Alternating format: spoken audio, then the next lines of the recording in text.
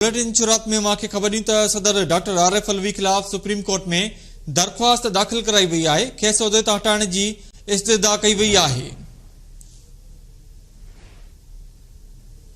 अवां खे ॿुधायूं त दरख़्वास्त में ॼाणायो वियो आहे त सदर डॉक्टर आरिफ अलवी पंहिंजे उहिदे जो ग़लति इस्तेमाल कयो, खेसि सदर जे उहिदे तां हटाए वञे।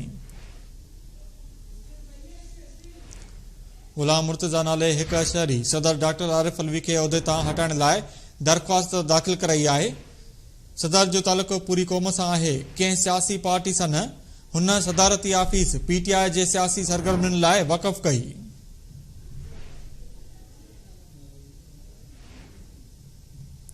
अवां खे अपडेट कयूं त सदर डॉक्टर आरिफ अलवी ख़िलाफ़ सुप्रीम कोर्ट में दरख़्वास्त दाख़िल कराई वई आहे। खेसि उहिदे तां हटाइण जी इस्तदा कई वई।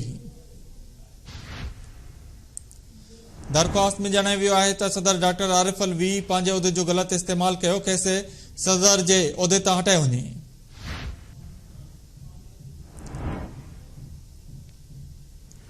गुलाम मुर्तज़ा नाले हिक शहरी सदर डॉक्टर आरिफ अलवी खे उहिदे तां हटाइण लाइ दरख़्वास्त दाख़िल कराई आहे।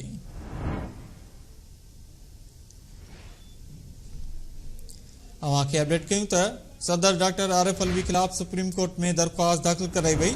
खेसि उहिदे तां हटाइण जी इस्तदा कई वई आहे। दरख़्वास्त में ॼाणायो वियो आहे त सदर डॉक्टर आरिफ अलवी पंहिंजे उहिदे जो ग़लति इस्तेमाल कयो, खेसि सदर जे उहिदे तां हटाए वञे।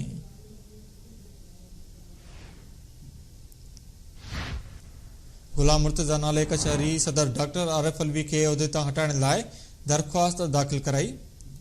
अवां खे ॿुधायूं त सदर जो तालुक़ो पूरी क़ौम सां आहे, कंहिं सियासी पार्टी सां न। हुन सदारती आफिस पीटीआई जे सियासी सरगर्मियुनि लाइ इस्तेमाल कई, मौक़िफ़ अख़्तियार कयो वियो आहे।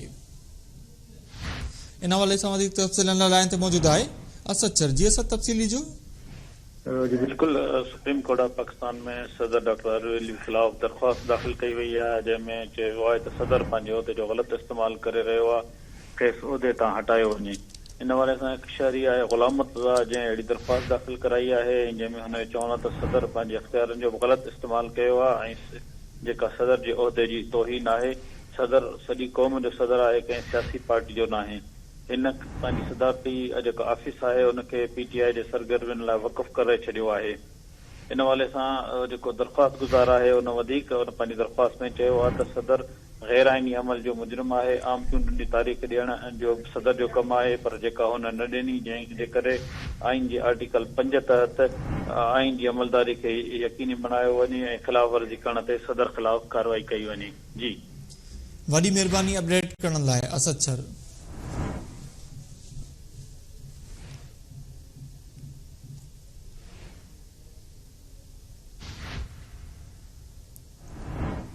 सदर डॉक्टर आरिफ अलवी पंहिंजे उहिदे जो ग़लति इस्तेमाल कयो, खेसि सदर जे उहिदे तां हटाए वञे। दरख़्वास्त में मौक़िफ़ अख़्तियार कयो वियो आहे। गुलाम मुर्तज़ा नाले हिक शहरी सदर डॉक्टर आरिफ अलवी खे उहिदे तां हटाइण लाइ दरख़्वास्त दाख़िल कराई आहे।